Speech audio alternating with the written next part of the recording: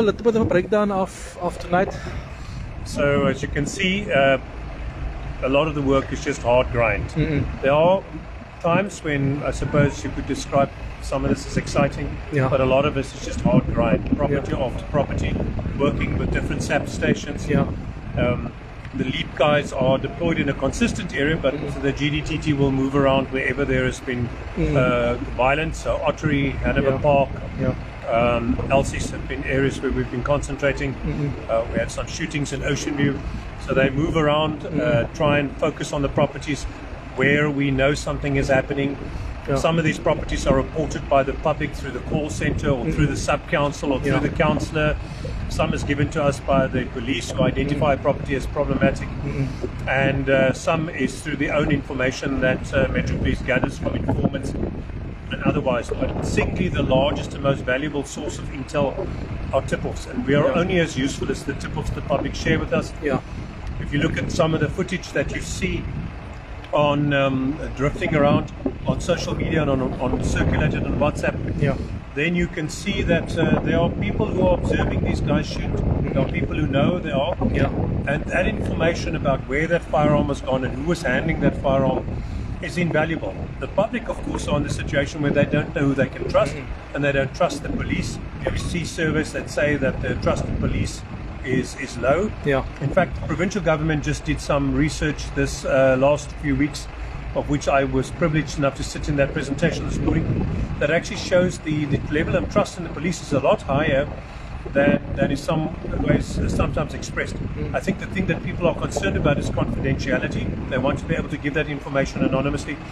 And I can absolutely guarantee you, if you use the city's call centre number 021480 7700 or 112 from your cell phone, if you're in Cape Town, they will put you through to the 107 call centre, that you can give information anonymously and nobody will know where that information came from.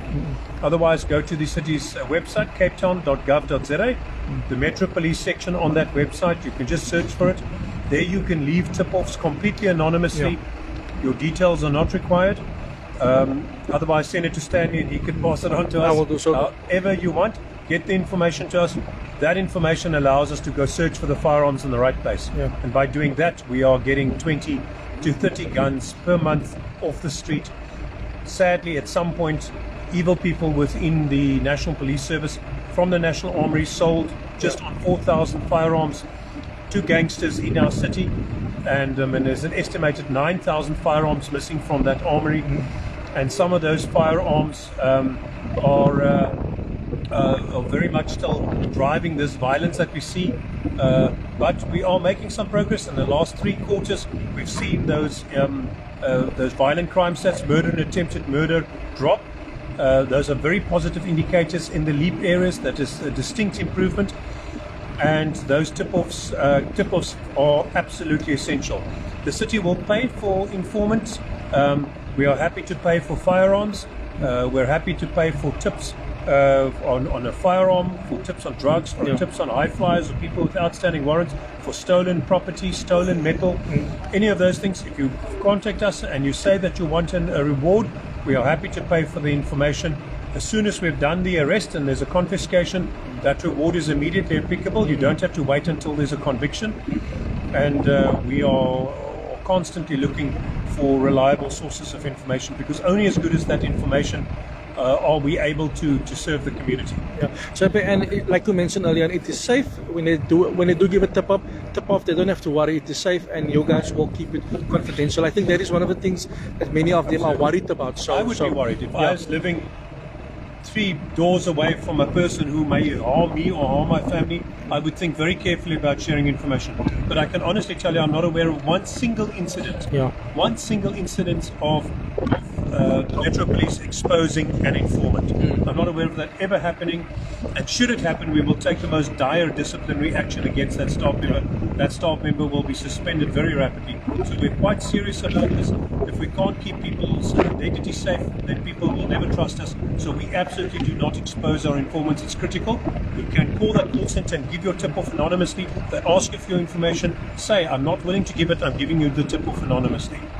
Okay. So and if they work with people watching need to realize once they work with City of Cape Town, once they work with you in your team, they will see a difference. But it's not something that you guys can do on your own. You need the people on the Cape Flats to work with you guys. So we can achieve a certain level of success. As I said, we can drive up and down the streets, and if we see young men who look suspicious, we can approach them. Every day, every second day, Leap and Metro Police are approaching somebody. That person is running or doing something suspicious, or they're searching somebody or a vehicle or at a vehicle checkpoint, or they're raiding a drug house as we do tonight, or a gang house, and finding a firearm or a zip gun, sometimes an imitation firearm there. You'll get a certain amount of success from just constantly going at it as we do tonight.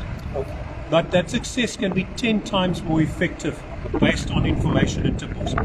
So we're also getting clever. You'll see over the next year the eye in the sky, the surveillance tool that we're acquiring, that's going to enter the scene.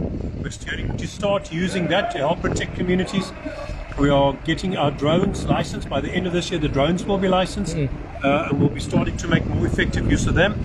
But we've got a very substantial amount of budget kicking in July with a huge amount of additional CCTV cameras that's going to go into our most vulnerable communities. So we'll use technology as far as that will go. The gunfire detection or shot spotter system is returning soon, and that will allow us to again start listening to the gunshots instead of just looking at crime through a camera. You can also listen to the crime and triangulate that shot so that we can effectively respond to shooting incidents. These are all things that help, but the single most powerful tool in our collective arsenal against crime is the tip-offs from the public. Awesome. JP, thank you so much. And there's a lot of people. I will just enter your number later on. I want to say thank you very much to you for sitting with us the whole night. Hey. We're honored to have you with us tonight. Thank you, JP.